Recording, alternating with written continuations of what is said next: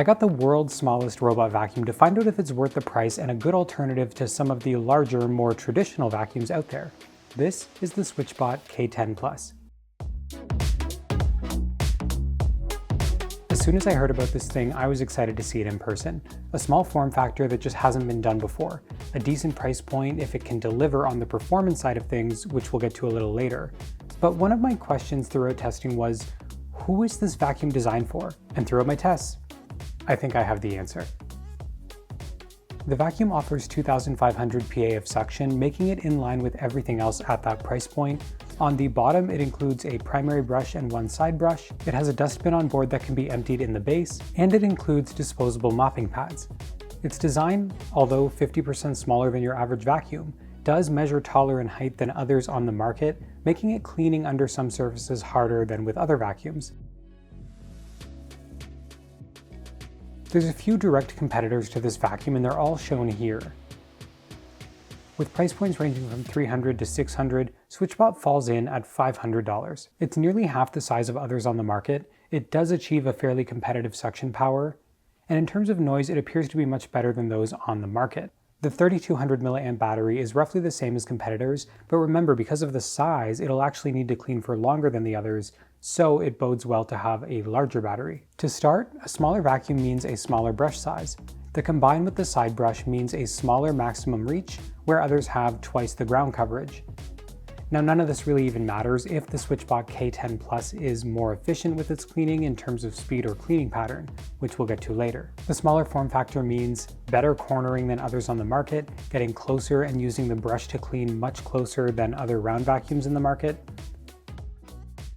In my test, it was able to clean one floor of my house, which is 38 square meters or 410 square feet, in about 71 minutes. Now take that and compare it to a full-sized vacuum like the EcoVacs T20 Omni, which only took 47 minutes to clean the exact same space, which is obviously more efficient because it was a larger vacuum, covering more space.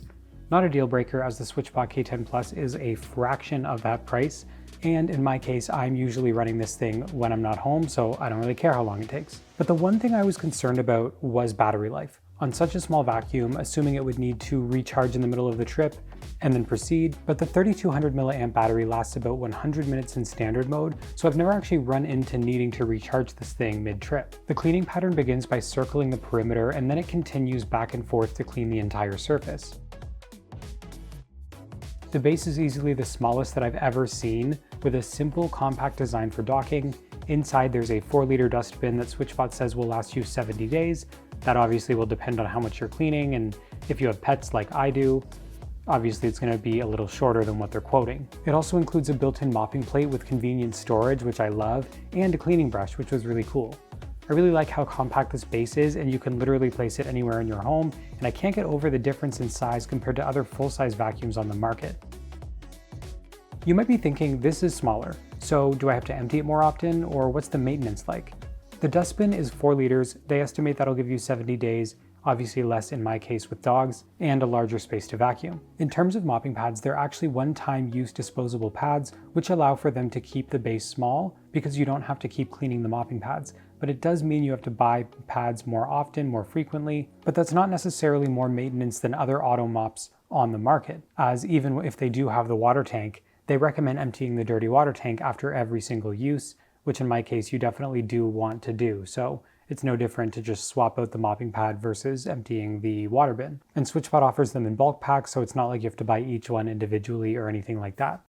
In the app, you get quick access to cleaning options, or you can open to a much more in-depth page that shows your live view on a map, toggle for vacuum or mopping, vacuum setting adjustment.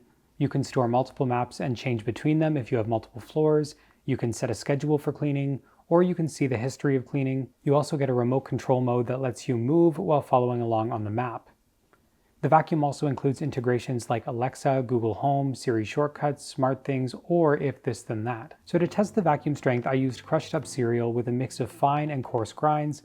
I then set the vacuum to only use this section of carpet, and as you can see, it first circles the perimeter and then paces back and forth to clean. The one good thing here is that it does a tight pattern that doesn't leave gaps between each pass, but even on the strongest 2,500 PA suction setting, it wasn't able to pick up everything. It also sort of looked like it was getting less efficient as it got later into the cleaning, which I assume is because the filter was getting clogged from the excessive dirt that I created there.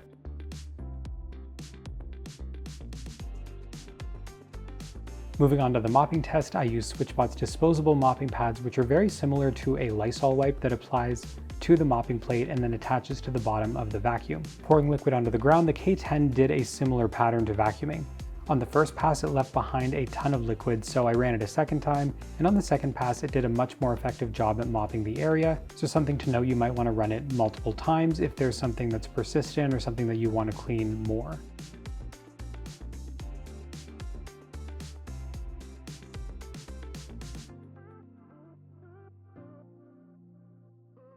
To perform a noise test, I placed my Apple Watch on the vacuum and then tested each vacuum level. On the quiet setting, it reached 65 decibels. On the standard setting, it reached up to 70 decibels. On the strong setting, it reached 75 decibels. And on max, it reached 75 decibels as well. It's worth noting that SwitchBot's website says it can reach as low as 48 decibels, though I couldn't get it to do that. Though I wonder if that was done when mopping or simply driving without using any suction, which eliminates the vacuum noise altogether, because that is not a decibel that I was able to reach in any of my tests. So after all these tests, the main question is, who is this vacuum best for? It's a compact vacuum loaded with smart features like mapping, the ability to both vacuum and mop, but in testing it didn't appear extremely strong when it came to sucking up all of the dirt.